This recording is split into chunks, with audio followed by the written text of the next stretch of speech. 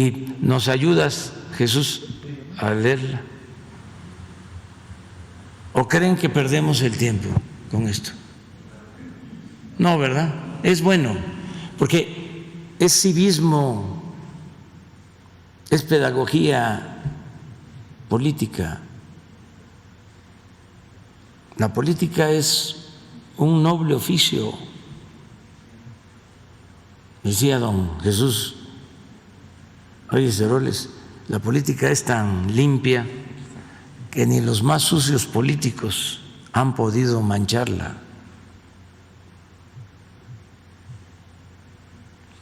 Entonces, vamos a darnos un tiempecito. O Ya está. ya está. Tú las lees, ¿no? Las dos.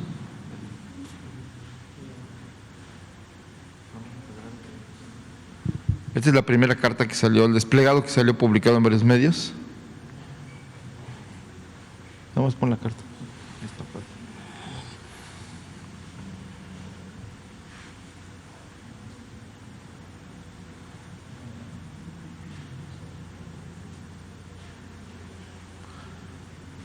Se titula En defensa de la libertad de expresión.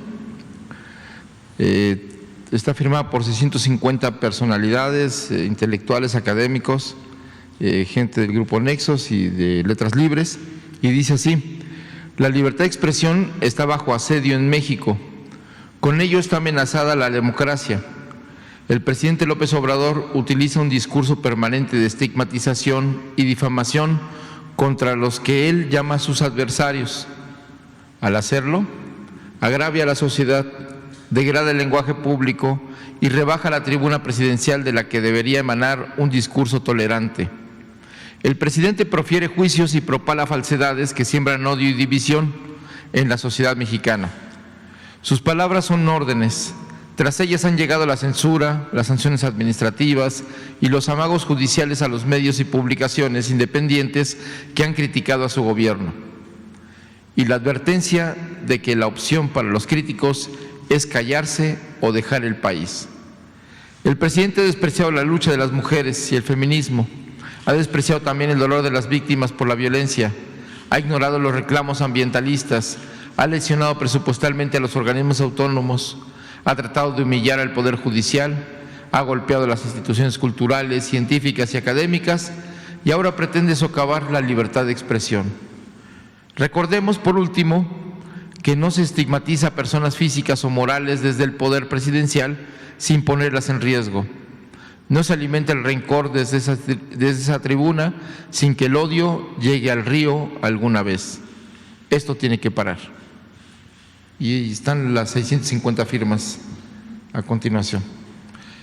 Y la otra carta que se difundió ayer, que está firmada por 28,000 personas, hasta donde se tiene información, dice así, es en respuesta al desplegado que se leyó, y dice: el 17 de septiembre, un grupo de 650 exfuncionarios, empresarios, comentaristas, artistas, científicos e investigadores divulgaron un documento titulado En defensa de la libertad de expresión, en el que sostienen que ésta se encuentra bajo asedio en nuestro país y que con ello está amenazada la democracia.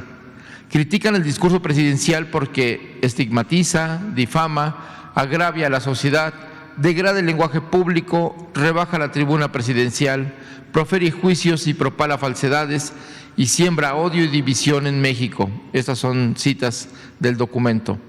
Acusan además de que las palabras del presidente Andrés Manuel López Obrador han llegado a la censura, las sanciones administrativas y los amagos judiciales a los medios y publicaciones independientes y atribuyen una declaración hecha a título personal y que de ninguna manera compartimos por Paco Ignacio Taibo II, director del Fondo de Cultura Económica, al efecto de los dichos del mandatario. Los firmantes aprovechan la oportunidad para denostar al jefe de Estado, porque según ellos ha despreciado la lucha de las mujeres y el feminismo y el dolor de las víctimas por la violencia, ha ignorado los reclamos ambientalistas, ha lesionado presupuestalmente a los organismos autónomos, ha tratado de humillar al Poder Judicial y ha golpeado a las instituciones culturales, científicas y académicas.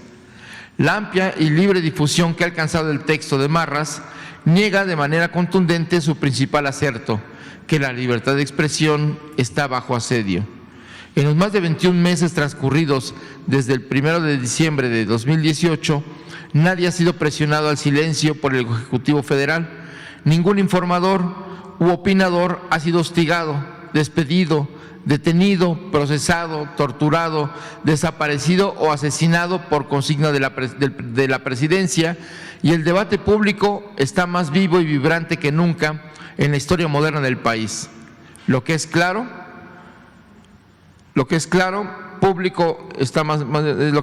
es que los firmantes querrían suprimir este debate, amordazar al presidente y reinstaurar el monólogo y la verdad única que imperó hasta hace 2 años bajo el corrupto régimen neoliberal y el aparato mediático oligárquico, en el que muchos de los firmantes aparecían como amos y señores del pensamiento, el análisis y la crítica, que imponía un monólogo legitimador de saqueos, violencia de Estado, corrupción, frivolidad y desaseo electoral.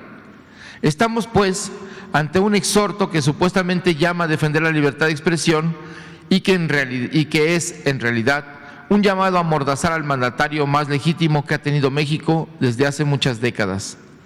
Los autores del desplegado no pueden demostrar un solo acto de censura porque no lo ha habido.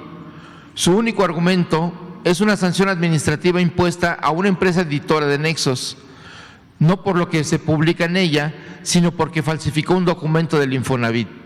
No hay tampoco amagos judiciales a medios y publicaciones independientes, sino la revisión general de los vínculos corruptos e inmorales entre el poder público y las empresas privadas, que fueron distintivo del régimen anterior, independientemente de que las segundas fueran productores de bienes de consumo, servicios o publicaciones. Otro tanto puede decirse de organizaciones ciudadanas, entre comillas, que eran en realidad tapaderas para el saqueo del erario, el lavado de dinero y la privatización indebida de bienes públicos y de facultades y responsabilidades gubernamentales. Es sabido que algunos de esos membretes usaron como máscaras la filantropía, las causas de género, el ambientalismo y hasta la defensa de los derechos humanos, pero no por ello deben gozar de impunidad y mucho menos conservar sus privilegios indebidos. En cuanto a la pretendida lesión presupuestal a organismos autónomos, el escrito hace referencia a las políticas de austeridad establecidas por el gobierno federal, a las que se resisten los directorios de algunos de esos organismos, cuyos miembros se han beneficiado de la opacidad, el despilfarro, las percepciones principescas y las prestaciones obscenas e injustificables en el contexto de carencias en el que vive más de la mitad de la población. Quienes por décadas endilgaron adjetivos infamantes, despreciaron las luchas del pueblo, hicieron campañas de odio y descrédito en contra de los opositores, fueran candidatos presidenciales, campesinos en lucha, víctimas de la violencia o maestros en resistencia, quienes ensalzaron hasta la ignominia a gobernantes corruptos y criminales, hoy temen que el odio llegue al río. Una vez más, exhiben su elitismo y su desconocimiento del pueblo de México y su civilidad profunda.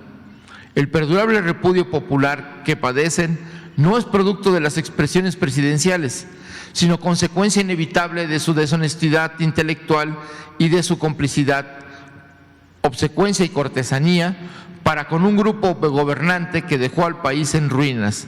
Aún así, más allá de la repulsa ciudadana, no tienen nada que temer. En suma, la supuesta defensa de la libertad de expresión alegada por los firmantes del documento de Marras es, en realidad, un intento por sacar del debate la voz presidencial, expresión legítima de la mayoría absoluta de los ciudadanos. Sus quejas apuntan, en realidad, a acotar en forma ilegal e incluso golpista las facultades y atribuciones legales del Ejecutivo Federal. Sus quejas buscan recuperar los privilegios que han perdido y sus advertencias revelan el temor que tienen de perder la impunidad absoluta con la que varios de ellos hicieron grandes negocios al amparo del poder. Celebramos y defenderemos con convicción la irrestricta libertad de expresión que impera en el país y el Estado de Derecho que, después de décadas de criminalidad gubernamental, empieza a convertirse en realidad en México. Que los firmantes del texto comentado hablen con plena libertad y que no pretendan callar a nadie